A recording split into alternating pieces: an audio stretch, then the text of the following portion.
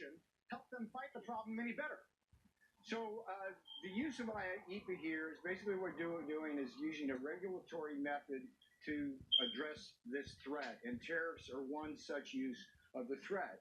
What's happening now is Mexico, by being a bystander in this criminal enterprise, is imposing enormous costs on the United States, on our welfare system, on our criminal justice system. I mean, we've got, look, Carl, this week we had over 1,000 families and unaccompanied children come over in a single group. They walked over from Juarez, Texas, Juarez, Mexico, into El Paso, Texas, as a single group. And we've got unprecedented numbers of children that are coming, cases of fraudulent use of children to gain entry. And so these things are devastating to the DHS, the Department of Homeland Security, to our Customs and Border Protection, which do a great job at the border. We're being overwhelmed. These are real costs on the American nation that Mexico could easily take care of if it chose to act. So this is a very modest approach. I want you investors, please understand, we're starting at 5%, doesn't kick in until June 10th. The Mexican government has plenty of time to begin to work with us on these measures. And this is an emergency that Donald Trump said he was going to fix during the campaign. 2.5 years in, this is going to be a smart way to do it. But Peter, it also hurts the American consumer. Why would you punish Americans? We imported $350 billion worth of products from Mexico last year. Everything from cars to fruit and vegetables to appliances. Why raise American consumers' prices on all of that stuff coming from Mexico? So this is one of the most misunderstood aspects of the Trump tariffs. China, for example, bears the burden of the tariffs in the form of lower exports, lower prices for their products, lower profits for the companies. The government of China has borne the burden of those tariffs in the form of lower tax revenues and a lower rate of growth. But so is Mexico, the American consumer. But no. I mean, importers pay for it. No, the governments of China and Mexico will pay for it, and the producers in Mexico and China pay for this. Here's how it works.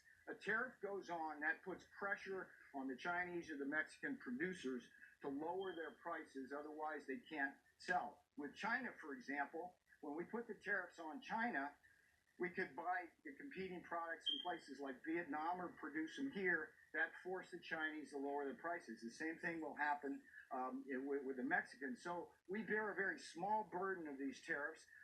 Please understand, if you just look at this from the macro level, we've had tariffs on dishwashers, solar panels, half of Chinese exports to this country, steel and aluminum, and we see virtually no inflation in our data, yet we're growing at an unprecedented rate of growth. We hit over 3% last quarter and last year. No inflation. So these people who say that somehow American consumers are going to pay for this, it's simply not true. These countries are paying for them. Look at the stock market, Peter. Look at Constellation Brands. It's an American beer company. They import Mexican beer over the border. They're going to pay.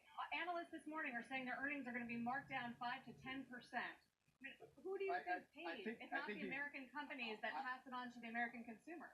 I think you're making my point in a way where the Mexican producers of that beer that's coming over the border will have to offer lower prices. They'll have the lower profits. Meanwhile, we'll get the tariff revenues.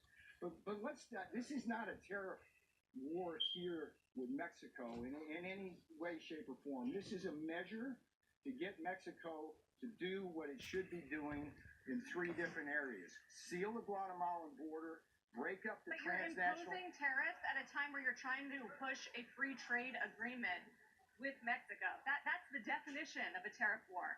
Now let's talk about the United States-Mexico-Canada agreement. This is let's agree that NAFTA was one of the worst deals in American history. Let's also agree that the USMCA is one of the most sophisticated trade deals that have ever been done. The president, with Ambassador Robert Lighthizer, have done a beautiful job getting that to Congress.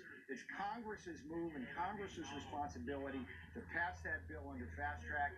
we are waiting for them to do their job. We're waiting for them to do their job on border security. We're waiting for them to do their job on infrastructure.